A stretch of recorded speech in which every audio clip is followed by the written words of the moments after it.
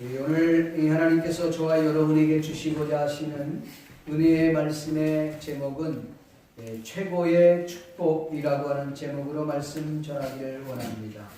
한번 따라하겠습니다. 최고의 축복. 최고의 축복. 이 말씀을 읽고 듣고 보는 가운데 성령 하나님의 북보수와 같은 은혜가 저와 여러분들 심령 가운데 넘쳐날 수 있기를 존귀하신 예수님의 이름으로 간절히 축원드립니다. 지난주의 말씀을 간략하게 소개하면서 이어서 말씀을 전하고자 합니다. 예수님을 사모했던 여인들이 새벽에 예수님께서 고이 잠들어 계시는 무덤에 찾아가서 천사를 만나 중요한 메시지를 듣게 됩니다. 그 메시지는 어찌하여 산 자를 죽은 자 가운데서 찾느냐. 그는 살아나셨느니라. 아멘. 그는 살아나셨느니라. 그가 너희보다 먼저 갈릴리로 가실 것이다.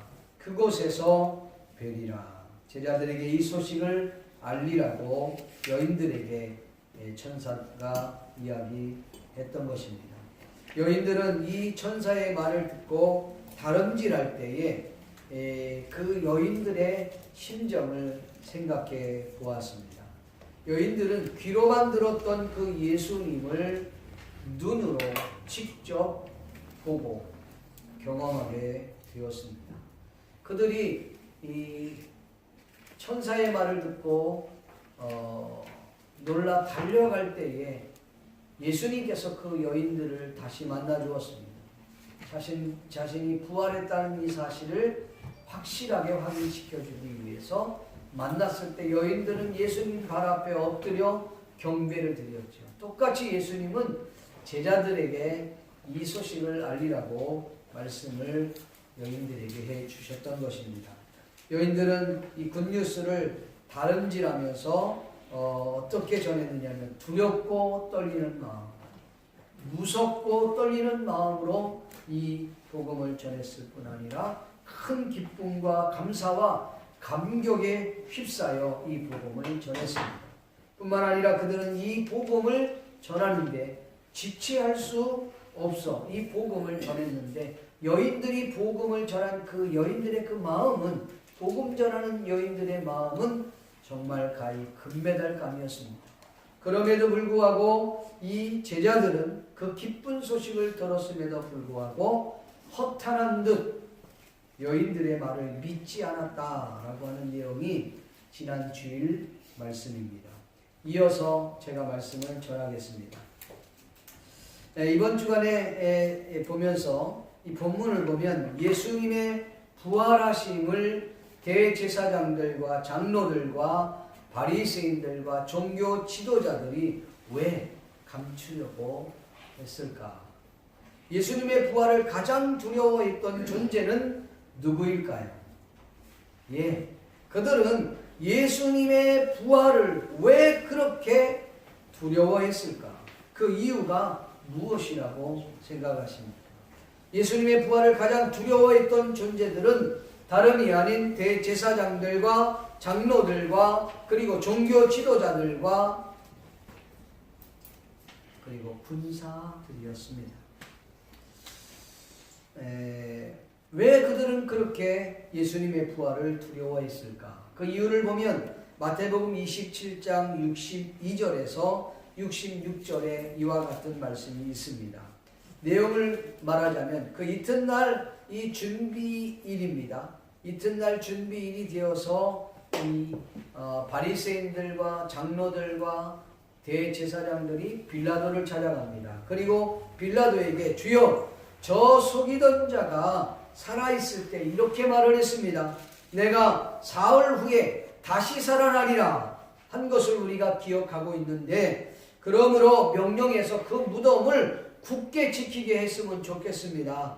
그 제자들이 와서 예수님의 시신을 훔쳐가 놓고 부활했다고 얘기하면 그 속이던 것들이 그 전보다 훨씬 더 클까 하노니 무덤을 굳게 지키게 해 주십시오 부탁을 했습니다. 그때에 빌라도는 너희에게 경비병도 있고 군인들이 있지 않느냐? 너희의 힘대로 가서 굳게 지켜라. 그렇게 말씀을 합니다. 그 경비병과 함께 가서 돌을 인봉하고 돌을 무덤에 가로막고는 무덤을 굳게 지키니라. 한번 따라합시다. 무덤을 굳게 지키니라. 이렇게 무덤을 굳게 지키니라고 성경은 말씀하고 있어요. 이 종교 지도자들은 예수님께서 직접 말씀하신 것처럼 진짜로 부활하면 어떡하지? 만약에 부활하면 이전보다 이 복음의 확산도가 급속히 전파되는 것을 두려워했기 때문입니다.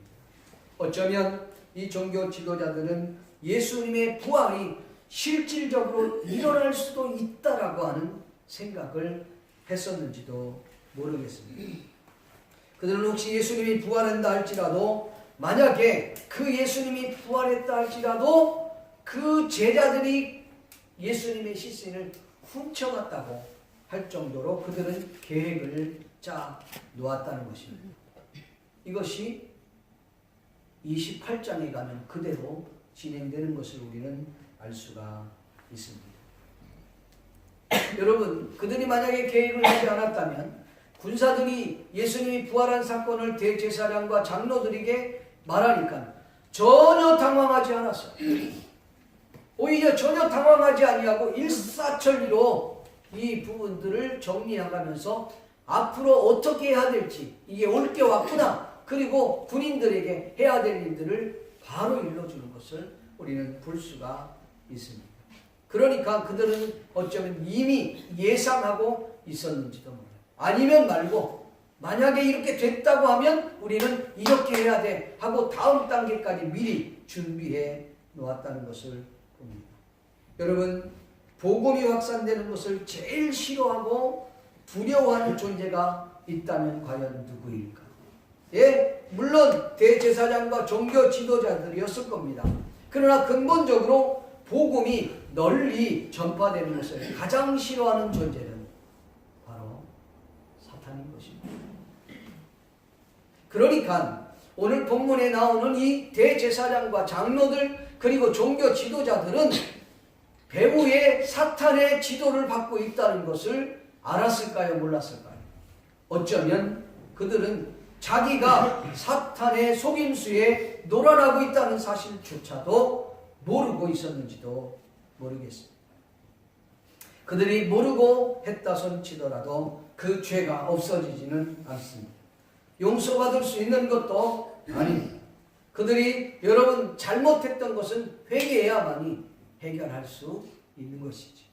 오늘날도 자칭 교회를 다닌다고 하고 예수님을 믿는다고 하는 사람들이, 예수님을 스스로 잘 믿는다고 하는 이들이 사탄에 속아서 넘어가는 사람들이 많습니다. 사탄이 좋아하는 일을 하는 이들이 너무나도 많습니다. 그런데 자신이 사탄에게 이용당하고 속고 있다는 사실조차도 모르고 있는 성도들이 많이 있다는 것을 우리는 알아야 합니다. 사랑하는 성도 여러분, 속임수는 사탄의 계략이요 사탄의 전략임을 아셔야 합니다. 우리도 모르는 사이에 사탄의 속임수에 넘어가지 않으려면 영적으로 깨어 있지 않으면 안 되는 것입니다. 영적인 능력으로 무장해야 되고 성령으로 민감하여 사탄의 속임수에 넘어가지 않도록, 사탄의 그 전략에 넘어가지 않도록 우리는 깨어 있어야만 하는 것입니다. 사랑하는 성도 여러분, 사탄에게 속아 넘어가서는 절대로 안 된다는 것입니다. 앞전에 말씀을 드렸던 것처럼 우리 믿는 그리스도인들의 삶은 복음이 되어야 한다고 지난주에 말씀을 드렸습니다. 우리를 보고 있는 눈은 여러분 수백 개, 수천 개, 아니 수만 개가 우리를 지켜보고 있다는 사실을 알아야 합니다. 그래서 우리의 삶 자체가 성령의 도구가 되었지언정 사탄의 도구가 된다거나 사탄에게 이용당하거나 사탄에게 속아 넘어가서는 안 된다고 하는 사실을 여러분 믿기를 주님의 이름으로 축복합니다. 그러나 사탄은 우리에게 속삭입니다. 우리는 그것도 모르고 자기가 제 잘난 맛에 신앙생활을 한다고 하는 것입니다. 마치 사람들은 스스로 엄청 잘나고 똑똑하며 그리고 자신만이 주장이 옳다고 주장함으로 말미암아 나 스스로는 여러분 의로워질지는 모르지만 그 하나님의 공동체가 와야 되고 무너진다는 사실을 모르고 있습니다. 하나님의 공동체는 협력이 필요합니다. 합심이 필요한 것입니다. 일보다는 사람 중심이 일이 되어야 그 공동체를 살릴 수가 있는 것입니다. 하나님의 거룩한 일은 조금 부족해도 부족한 사람들의 모임이에요. 조금 약해도 우리가 서로 감사한 마음으로 사람 중심의 일을 감당할 때 하나님께서 기뻐하는 줄로 믿습니다. 그러나 사탄은 우리에게 속삭입니다. 내가 최고야. 너 말고 이렇게 할 사람은 없어. 내 주장이 맞는 거야. 다들 사람들이 생각이 없어. 머리만 있지 생각이 없단 말이야. 그들은 자기 입장만 생각하지 희생하려고 하지 않아. 하면서 늘 원망과 불평을 늘어놓도록 사탄은 우리를 유도한다는 것입니다. 그래서 우리를 밀가루듯 우리를 부추긴다는 사실을 깨달아야 합니다. 모르면 당하는 것입니다. 모르면 사탄의 종노릇 하게 되는 것입니다. 그래서 결국 복음을 가로막고 하나님께 치명적인 영광이 아닌 욕을 돌리게 되는 존재로 전락하고 만다는 사실을 깨닫기를 주의 이름으로 축복합니다. 대제사장들과 장로들과 바리새인들은 자신들이 지금 그 하는 종교적인 그 일이 마치 자신의 다치바를 세우는 것은 물론이고 하나님의 큰 일을 한다라고 착각하며 사탄에게 노란하고 있었다는 사실. 혹 우리가 그런지 우리 자신을 돌아볼 수 있기를 주의 이름으로 축복합니다. 종교 지도자들이 사탄이 좋아하는 전략을 사용했습니다. 아니 그들은 이것이 사탄의 전략인지도 모르고 행동했는지도 모릅니다. 그러면 그 사탄의 전략이 무엇일까요? 혹 우리의 삶도 우리의 종교적인 색채도 이와 같지 않는지 한번 여러분 돌아볼 수 있기를 바랍니다. 먼저 우리가 살펴볼 수 있는 것은 종교 지도자들이 의논하고 토론하고 계략을 세웠다라고 하는 것입니다. 토론하고 의논하고 계략과 방법을 모색했다는 것이 사탄의 전략이라고 볼 수 있습니까? 그렇다면 모든 회의는 사탄의 도구라고 말할 수 있을 것입니다. 그런 것이 아닙니다.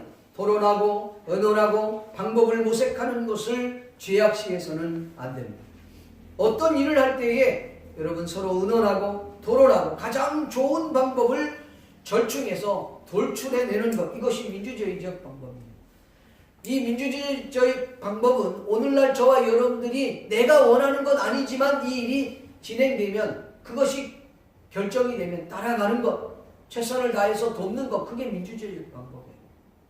나는 지지 안 했으니까 하고 튕겨나가는 것은 민주주의적 방법이 아니고 하나님이 기뻐하는 방법 또한 아닙니다. 저는 이것을 부정하는 것이 아니에요. 그런데 오늘날 이 본문에 나오는 대제사장들과 장로들 그리고 이 바리새인들의 모습을 보면 완전히 다른 모습을 볼 수 있습니다.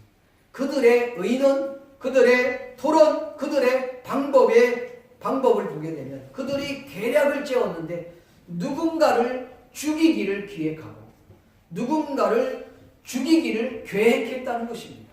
그리고 죽이고 난 이후에서라도 더 이상 탈이 나지 않도록 그는 모략을 세웠다는 것이 문제라는 것이죠. 여러분, 누군가를 죽이려는 계획을 세웠다면 이건 정상적인 방법은 아닙니다.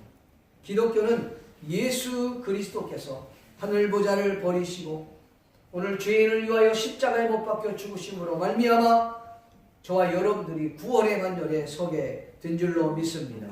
그러니까 기독교는 누군가가 죽어야 누군가를 살릴 수 있다는 것입니다.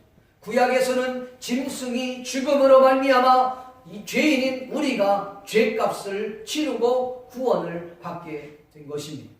신약에 돌아와서는 예수 그리스도께서 짐승되신 완전한 인간의 죽음을 본인이 속죄하심으로 말미암아 오늘 저와 여러분이 다시 살아나게 된 줄로 믿습니다. 이것이 바로 기독교의 정신입니다. 기독교는 예수 그리스도께서 십자가에 못 박혀 죽으심으로 말미암아 오늘 저와 여러분이 풍성한 삶을 누리고 돌아가 영원한 삶을 받게 됐다고 하는 사실입니다. 기독교와 일반 종교가 다른 것이 무엇일까요? 일반 종교는 인간이 신을 찾아가게 되는 것입니다. 기독교는 하나님이 인간을 찾아오셨다는 것입니다. 그것이 다른 것. 오늘 이 대제사장과 장로들의 모습을 보면서 이 전자는 사탄의 전략이었습니다. 후자는 예수님의 전략이고 기독교의 정신이고 하나님 아버지의 마음이었다는 사실을 깨닫기를 바랍니다. 사탄의 전략은 철저하게 인간적이고 인본주의적입니다. 인간적인 토론, 인본주의적인 그 방법 모색은 사탄의 사주를 받을 수밖에 없는 것입니다. 그러나 기독교는 기도하면서 성령의 도움을 구하기 때문에 재생산하는 토론이 되는 것입니다. 방법을 모색하되 타인을 배려하고 영혼을 살리는 일에 쓰임을 받게 된다는 것입니다. 이것이 사람 중심의 일이라는 거예요. 일 중심의 일을 하다 보면 사람이 다치게 돼요. 사람이 교회를 떠나게 돼요. 마음이 상하게 됩니다. 이건 하나님이 기뻐하는 일이 아니라는 것이죠. 사랑하는 성도 여러분, 오늘날 저와 여러분이 일은 신나게 했는데 결국은 사람이 마음에 상처를 받고 교회를 떠나요. 일은 열심히 했는데 결국은 그것 때문에 마음에 상처를 받고 하나님을 떠나가게 돼요. 이건 여러분 하나님이 기뻐하는 일이 아니라는 것입니다. 오늘 대제사장이 사탄의 전략을 썼다.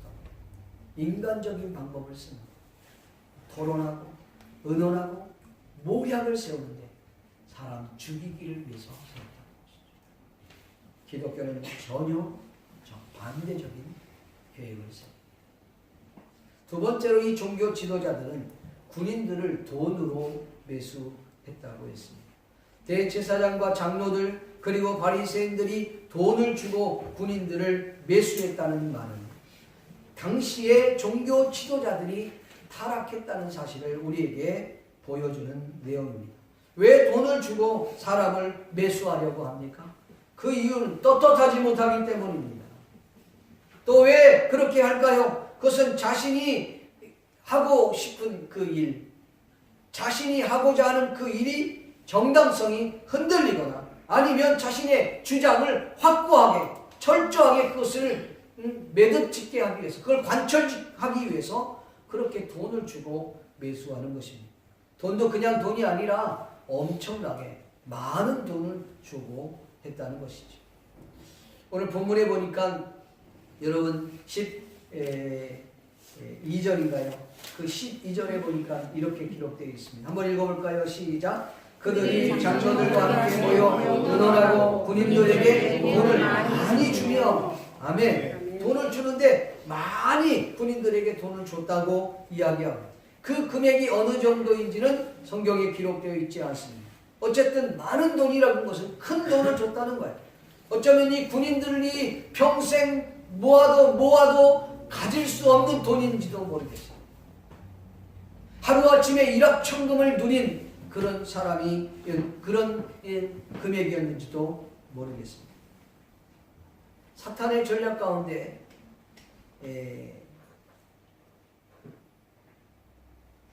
이성의 유혹이 있습니다. 명예의 유혹이 있습니다. 돈의 유혹이 있습니다. 황금의 유혹이죠. 어떤 사람은 높아지려고 하는 욕망의 유혹이 있습니다. 잘 나가는 성공의 유혹이 있습니다.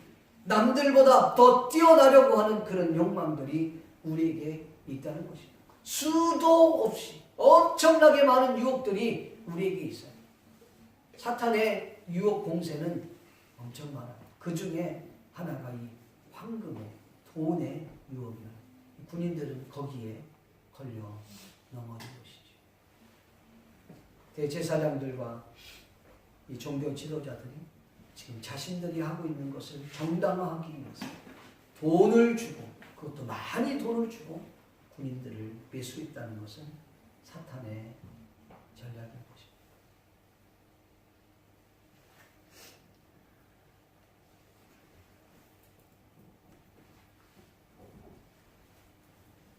제가 이번에 한국에 갔을 때, 뭐, 노예 정도 될 때는, 뭐, 노예장 선거나 이럴 때는 별로, 뭐, 돈 선거를 별로 안 합니다.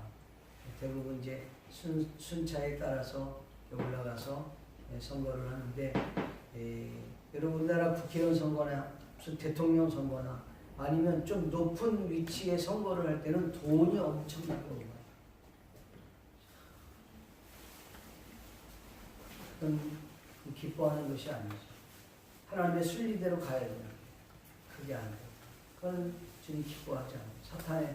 그래서 우리 합동 측에서는 총회장 선거할 때 그놈의 돈 문제가 너무 많이 왔다 갔다 하니까 안 되겠다. 무기명 투표하자. 그래서 총회장은 부총회장 된 사람 중에서 총회장 되는데 부총회장이 되면 그 사람은 바로 총회장으로 올라갈 수 있도록. 그리고 부총회장을 뽑는데 돈을 막 쓰니까 돈을 아무리 많이 쓰더라도 무기명 투표니까 해갖고 이렇게 제비뽑기 하는 거예요. 그럼 누가 될지 모르잖아요. 3명이든 4명이 나오든 돈을 엄청 썼는데 제비를 뽑아야 되니까 그게 없어져. 난 굉장히 좋은 일이라고 생각해요. 이번에 가서 물어봤더니 그거 없어졌다고 그러더라고. 그거 부활시켜야 되는데 그거 없으면 돈을 많이 씁니다. 근데 무기명 투표로 해갖고 이렇게 제비 뽑아버리면 돈을 안 씁니다. 이게 하나님의 좋은 방법이라고 생각합니다. 이들은 돈을 쓰며 했다는 것이죠. 세 번째로 보면 종교 지도자들은 군인들에게 거짓을 유포했다는, 거짓은 사탄의 전형적인 전략입니다. 거짓은 더 큰 거짓을 낳게 만듭니다. 그들이 군인들에게 거짓을 유포하도록 한 내용이 무엇입니까? 여러분 오늘 성경에 보면 13절에 이렇게 기록하고 있습니다. 한번 읽어볼까요? 시작. 이르되 너희는 말하기를 그의 제자들이 밤에 와서 우리가 잘 때에 그를 도둑질하여 갔다 하라. 아멘. 여러분 27장을 한번 볼까요? 마태복음 27장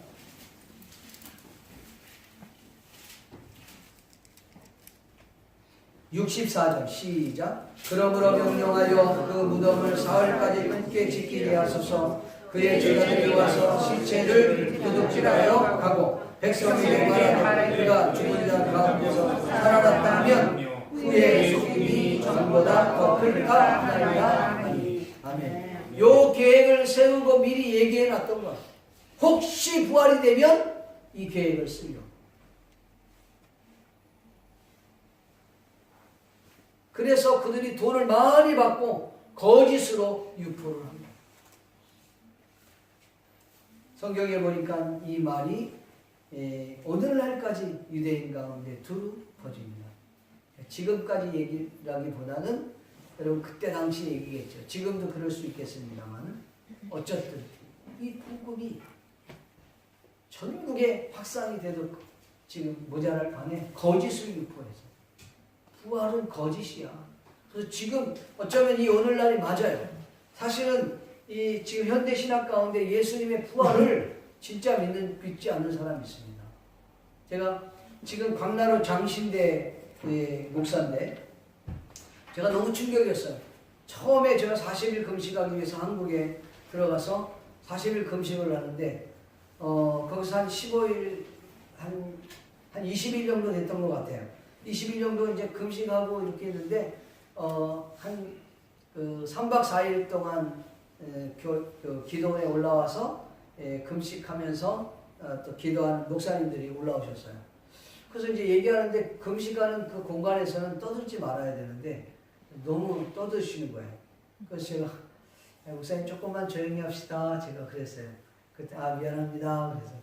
그래서 이제 그렇게 인사가 터져서 어디에서 오셨습니까?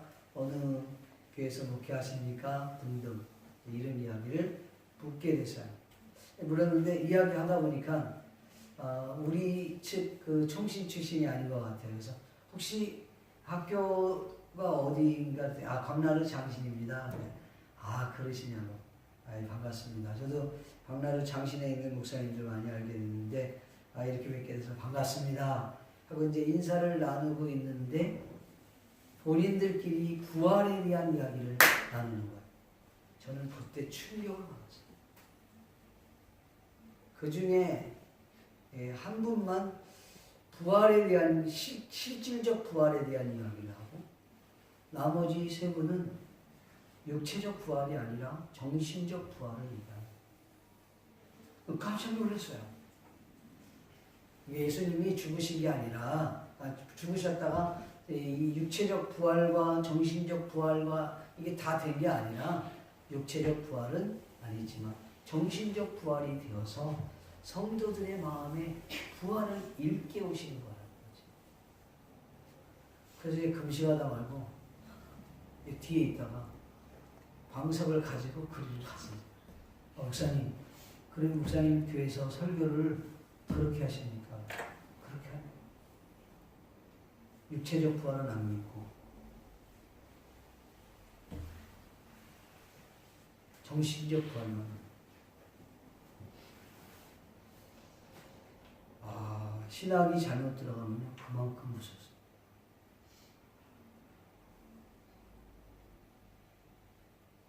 광나루 신학교 교수님들이 다는 아닙니다만 상당히 작용하고 있습니다. 유튜브로 나오니까 봐도 할 수 없어. 상당히 진보지. 그래서 신앙도 그렇게 가요. 이 부활을 진짜 믿지 않는 교수들이 많고 목회자들도 있습니다. 저는 육체적 부활도 믿고 정신적 부활도 믿는 목사입니다. 아멘 좀 해보세요. 목사 잘 만난 걸 감사하게 생각합니다. 황당한 일들이 있어요. 이렇게 거짓을 유포하는 거예요. 그러니까 오늘날까지 자유주의 신학을 하는 사람들이 그렇게. 그러니까 예수님이 물 위로 걸었다 그러면은 물 위로 걸은 게 아니야. 그건 이성적으로 너무나도 이성적이지 않아. 논리적이지 않다는 거야. 어떻게 인간이 물 위로 걷겠냐. 물 위로 못 걷지. 이 부력의 법칙에 의해서 걸을 수가 없는 거예요. 뜰 수가 없는 거예요. 여러분 물 위로 걸을 수 있습니까? 그러니까 너도 이해가 안 되는 걸 왜 그걸 강조하는 거죠. 그러면 여러분 너는 예수님이 인간 예수님만 보냐? 라는 거예요. 진짜 아닌 사람아. 그럼 어떻게 걸었다고 하냐 했더니 멀리서 바다에서 이렇게 보면 예수님이 모래사장을 걷는 거예요. 근데 물 위로 걸은 것처럼 보였다는 거예요. 그런 사람들도 많아요.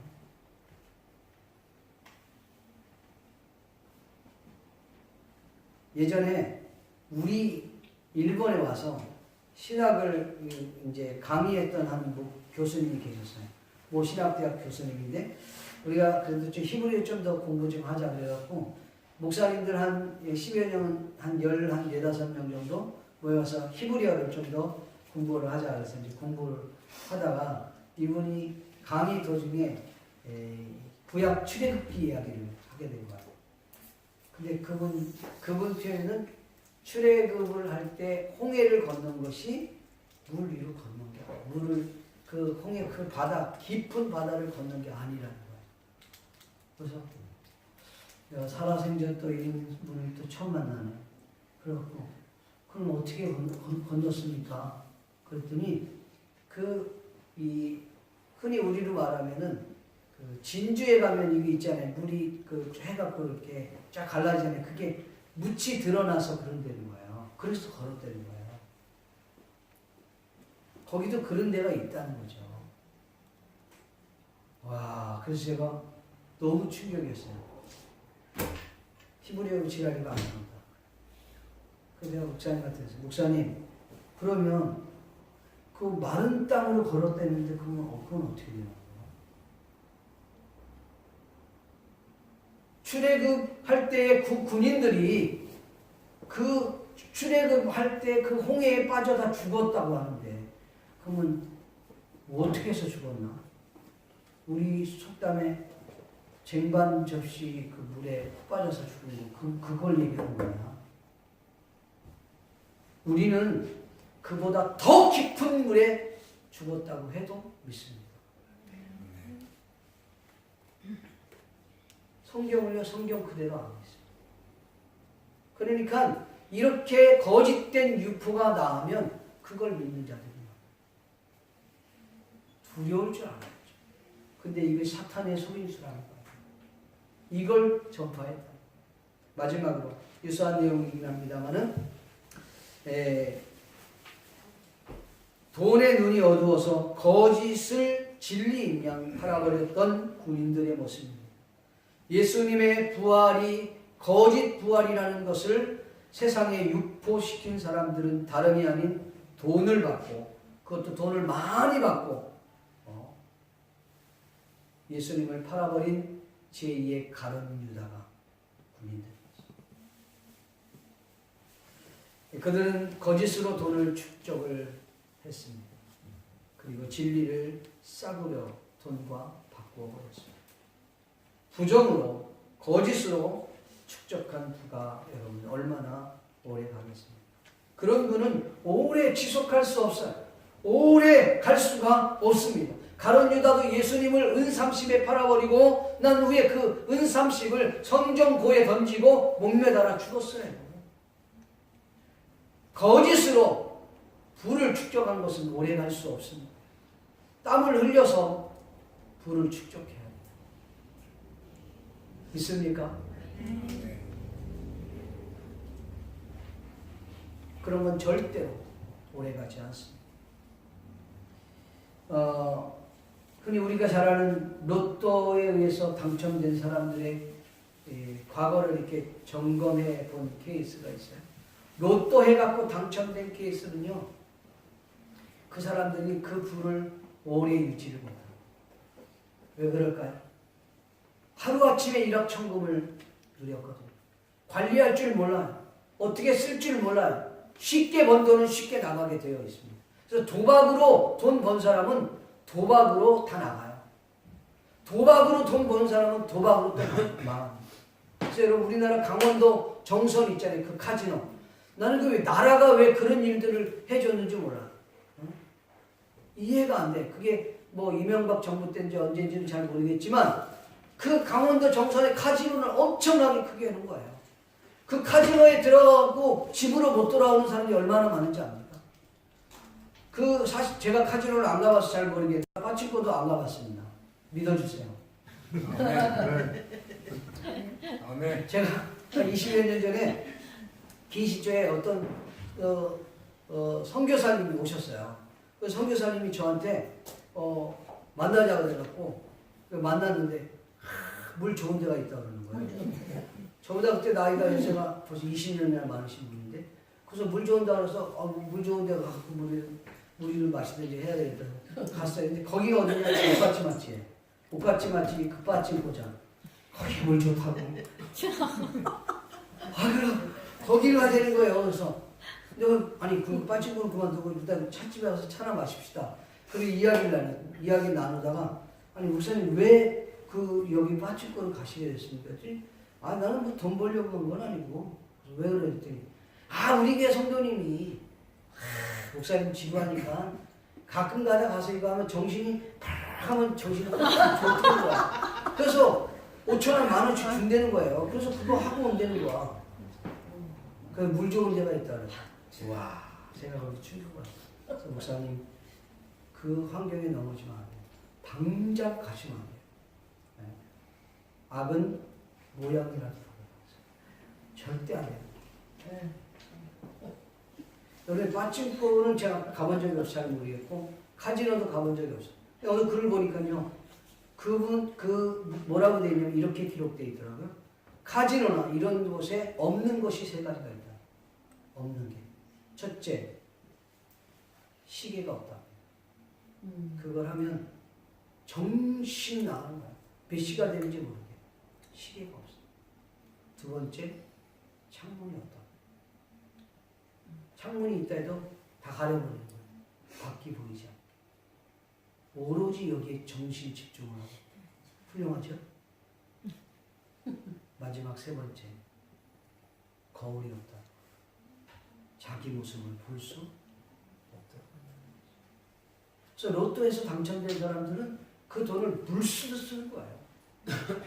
그리고 어느 정도 돈이 남으면 이런 생각을 한답니다. 뭐까짓 거 로또에서 또 당첨되면 되지.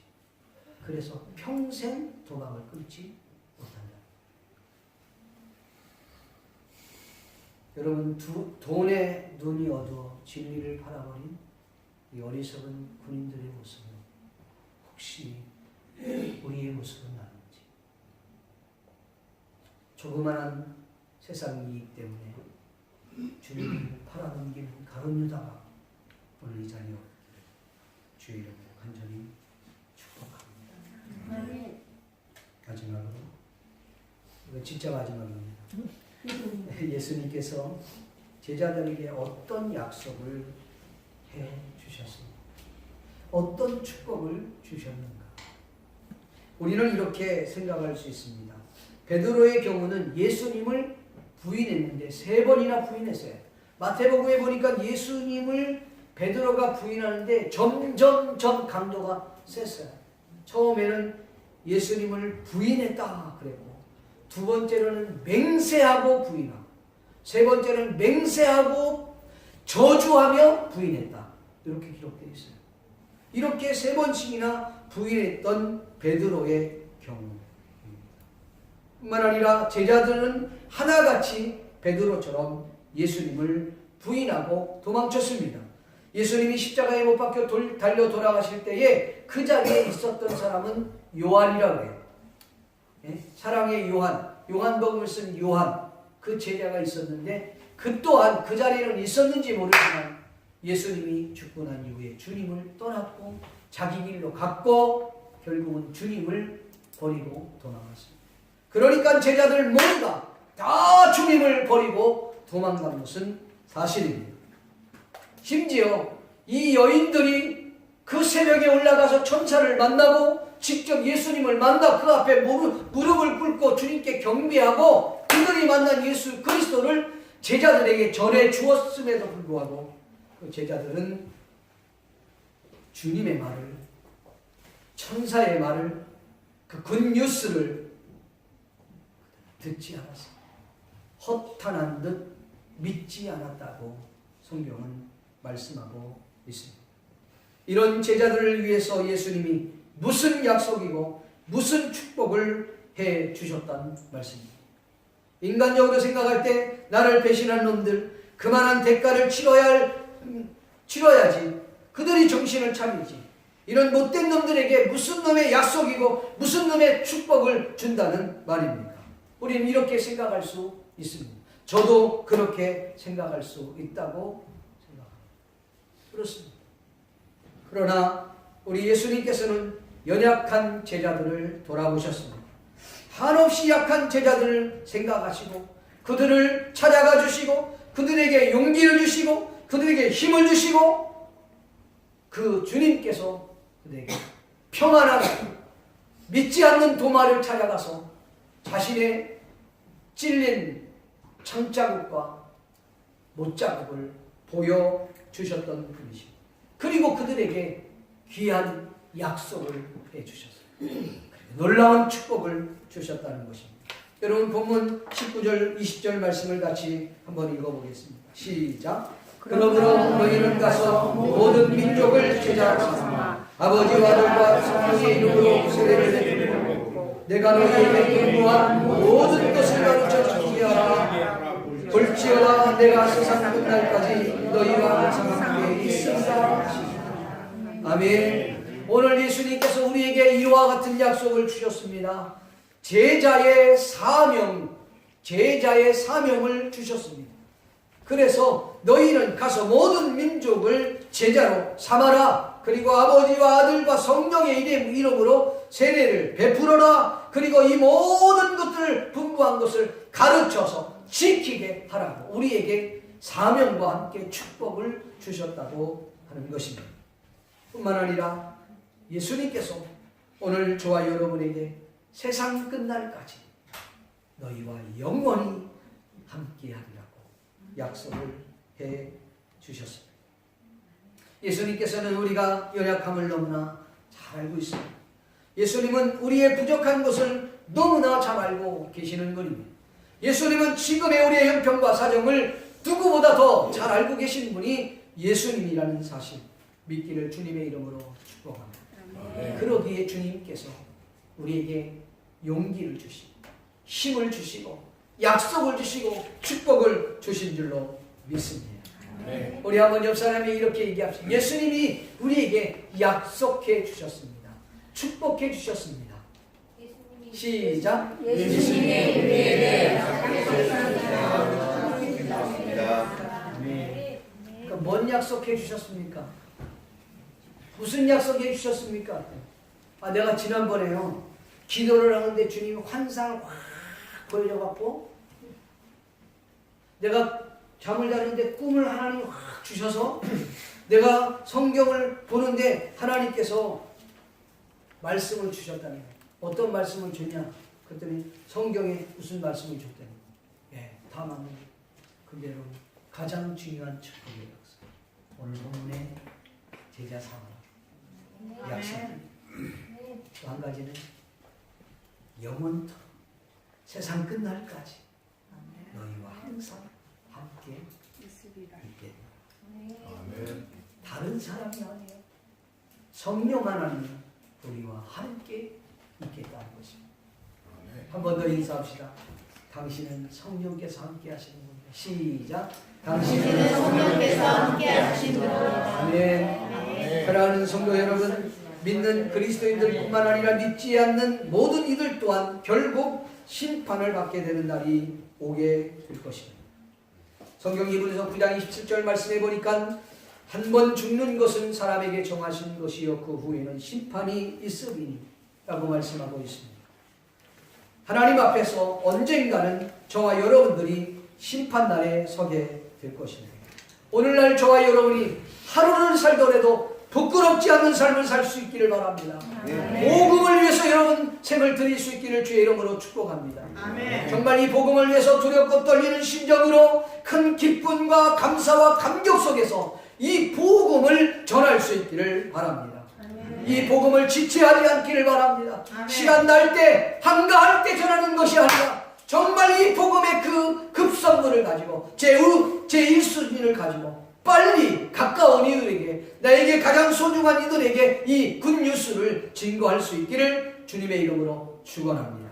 일생 동안 살면서 나는 부활의 증인으로서의 삶을 살 수 있기를 예수님의 이름으로 간절히 축원합니다. 또한 영적으로 저와 여러분이 성령의 능력을 경험하고 성령의 능력을 갖고 성령의 민감함으로 말미암아 사탄에게 속지 않고 그 전략을 갚아할 수 있는 능력이 저와 여러분에 있기를 바랍니다. 그래서 하나님의 거룩한 공동체를 살리고 우리의 가정을 살리고 이 사회를 살리고 하나님의 교회가 살아나는 일에 저와 여러분이 한몫할 수 있기를 주의 이름으로 축복드립니다. 기도하겠습니다. 우리 시간 같이 한번 말씀을 생각하시면서 동성으로 한번 기도하기 원합니다. 하나님, 나에게 가장 최고의 축복을 주셨습니다. 나에게 사명을 주셨습니다. 하나님, 이 일을 감당할 수 있도록 도와 주시옵소서. 아버지, 영적인 능력으로 성령의 능력을 허락하여 주시옵소서. 성령에 민감할 수 있도록 도와주시옵소서. 내가 최고의 축복을 받고 최고의 사명을 받은 하나님의 자녀로서 살기에 부족함이 없도록 도와달라.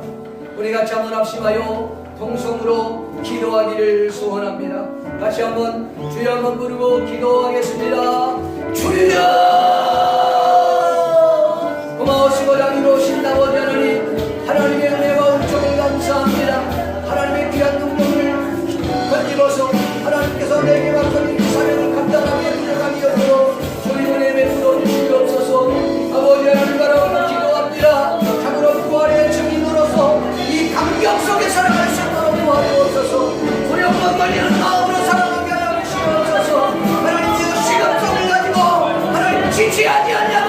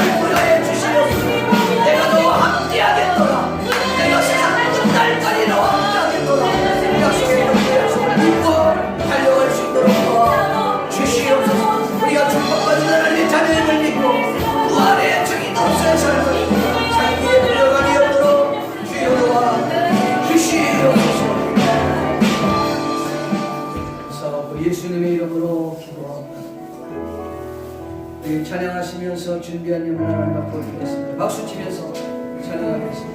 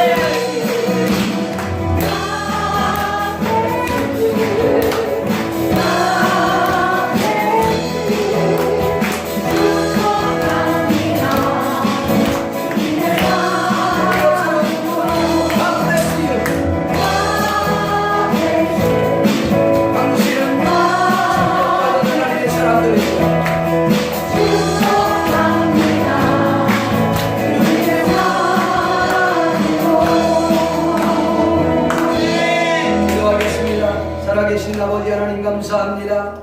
드려진 예물을 주님이 축복하여 주시옵시고 이 예물이 쓰여지는 것마다 주님의 큰 축복과 은혜를 베풀어 주시기를 원합니다. 주의 영광을 위시하여 11조 감사, 선교, 구제, 장학, 건축 헌금으로 또한 아버지 하나님 꽃꽂이로 더 나아가 아버지 하나님 식사봉사로 차량운행으로 통역으로 안내위원으로 하나님 예배 봉사위원으로 하나님 시간을 드리고 마음을 드리고 물질을 드린 사랑하는 모든 성도들 하나님 축복하여 주시사 하나님 전에 가족의 복의 복을 더리며 주시옵소서. 자녀들의 복을 허락하여 주시옵소서. 하나님 인류의 하나님이 쌍선으로 축복하여 주시기를 원합니다. 병상에 누워있는 자들 있습니까? 우리 주님이 친히 축복하여 주시사 병상에서 벌떡 일어날 수 있도록 하나님 은혜 베풀어 주시옵소서. 아버지 하나님 여차로 연약한 이들 있습니까? 주님이 강건하게 도와주시옵소서. 약한 이들 주님이 치유하여 주시기를 원합니다. 하나님이 회복시켜 주시옵소서. 영적으로 병든 자들 있습니까? 주님이 친히 붙잡아 주시옵소서. 다시 일어나 주의 거룩한 사역을 감당하기에 부족함이 없도록 주여 도와 주시옵소서. 예물 드린 손길 위에 주님이 쌍손으로 축복하여 주시사 사는 날 동안에 아버지 물질 때문에 힘들고 어려운 일들이 없도록 하나님께서 복의 복을 더니며 주시옵소서. 예수님의 이름으로 축복하며 기도하옵나이다. 지금은 우리를 위하여 십자가에 못 박혀 죽으신 예수 그리스도의 은혜와 하나밖에 없는 독생자를 아낌없이 허락해 주신 성부 하나님 아버지의 극진하신 사랑과 우리를 천국까지 인도 보호하시고 우리를 위로하시고 함께해 주시고 도우시는 성령님의 역사하시며 이 자리에 모인 모든 하나님의 자녀들 머리 위에 지금부터 영원토록 함께 있을지어다.